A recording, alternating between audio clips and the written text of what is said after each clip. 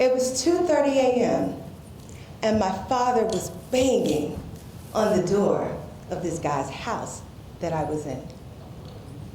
In that moment, I knew everything about our relationship would change. You see, my parents had one cardinal rule, and that was never to lie to them. And on that night, I lied. 18 years of building a foundation of trust was disrupted with this one act, this one situation, this one lie.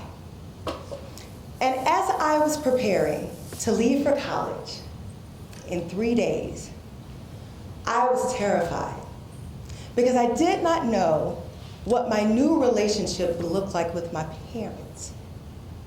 According to me, I was their favorite child, and I never gave them issues. So this was brand new territory for me. Now, I'm not new to the idea of betrayal.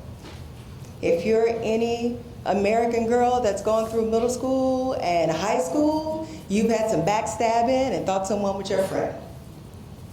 I was very comfortable being betrayed because I could blame how I felt on someone else. However, I could not wrap my mind around being the one causing pain. So like most people, when situations happen, you don't talk about it. You sweep it under the rug. So as I have had the honor of providing therapeutic services for children, individuals, families, couples, I realized one thing. The crux of most dysfunction was rooted in betrayal. Whether it was abandonment, infidelity, neglect, it became those family secrets or those family turmoils. And again, people just did not talk about it. We're very used or okay with the idea of being hurt, but what I've realized in my career is that we do not know how to resolve the hurt. Now, many of us, we practice this thing called emotional cutoffs. I'll give you an example. My cutoff game is strong. Yep, if that was you, just look forward, we know that's not how you operate. Or I'll never talk to that person again. Or she is dead to me. Now, while this may sound like a beautiful way to protect yourself, it isn't. It's a beautiful way to avoid pain, but avoiding pain does not allow you to resolve the issue. So whatever pain is not resolved in one relationship, it will follow you to the next relationship and the next relationship, and it becomes cyclical. So today, I want to offer you 3 techniques that can help you start your journey on surviving this thing called betrayal. So number 1, no one owes you anything. I felt a collective eye roll in this section right here. Now, I know that does not sound therapeutic at all, but the reality is this. You may not ever get closure from the person that hurt you. So you cannot live your life waiting for permission and to be forgiven. You have to be the advocate for yourself and give yourself closure. Well, how do I do that, Dr. Roz? I'm glad you asked. You have to have a very honest moment about what that betrayal has done to you. How are you functioning in your betrayal? How do you feel? What are you feeling? What are you expressing? How are you behaving? Because once you pinpoint how the betrayal has affected you, now you have your starting point on knowing where to heal. So if you feel guilt, if you feel shame, if you feel powerless, now you know where to begin. Now you know where you need to start the healing process. So be your own advocate and give yourself closure.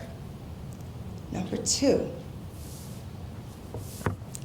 it's not all about you. Now, I know you guys are probably like, is this lady really a therapist? Because none of this sounds therapeutic. But the reality is, sometimes you are just casualty of war to someone's decision and to someone's behavior. You have to look at the intention of why someone may have done something that they did. So in the psychological world, we use this technique called reframing. And in reframing, what we do is that we look at every perspective of the situation. And you begin to understand why someone may have done what they've done. So here's an example. How many of you are mothers, parents? How many times have you asked your child, why would you do something like that? And how many times have they said, oh no? And then you walk around like, Father God, who is this that I'm raising? Please let them be a productive citizen. Right? But here's the truth. Children who do not know how to cope with disappointment, how to express emotions, or understand their behaviors, they become adults who do not know how to cope with disappointment, express their emotions, or understand their behavior. So when they do something, some people really do not know why they did it. Take my situation with my parents.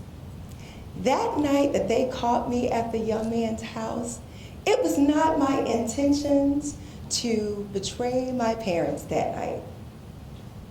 I had missed my curfew, and in my little limited 18-year-old mind, I told myself, go ahead and keep the party going.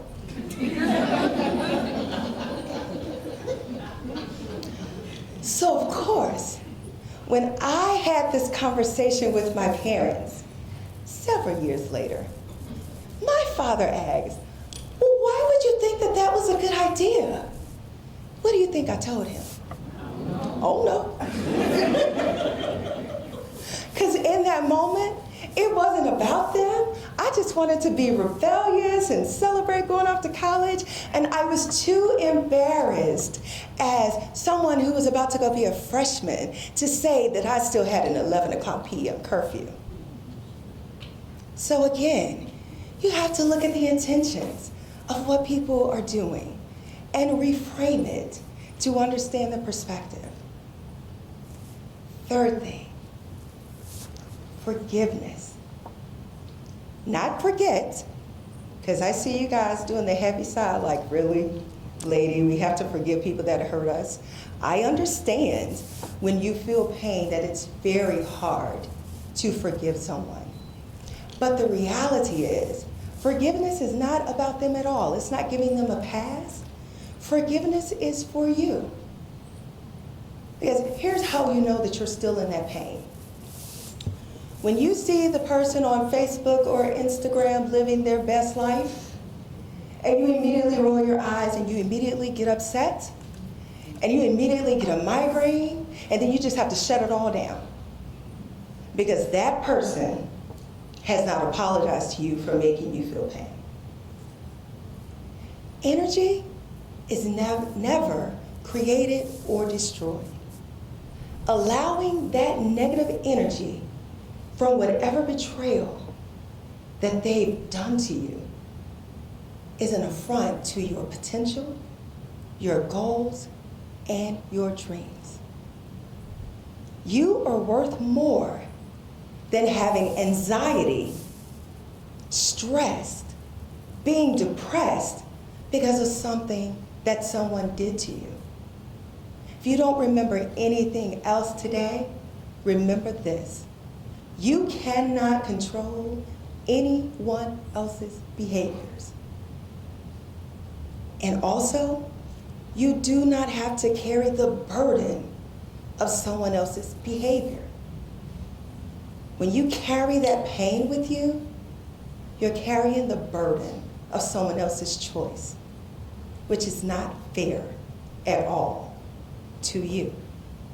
So today, I challenge you to be bold enough to know that you are not powerless. You do not need permission from someone who has done you wrong to heal. Because here's the truth. Looking for healing in the place where you've been hurt will never be beneficial for you.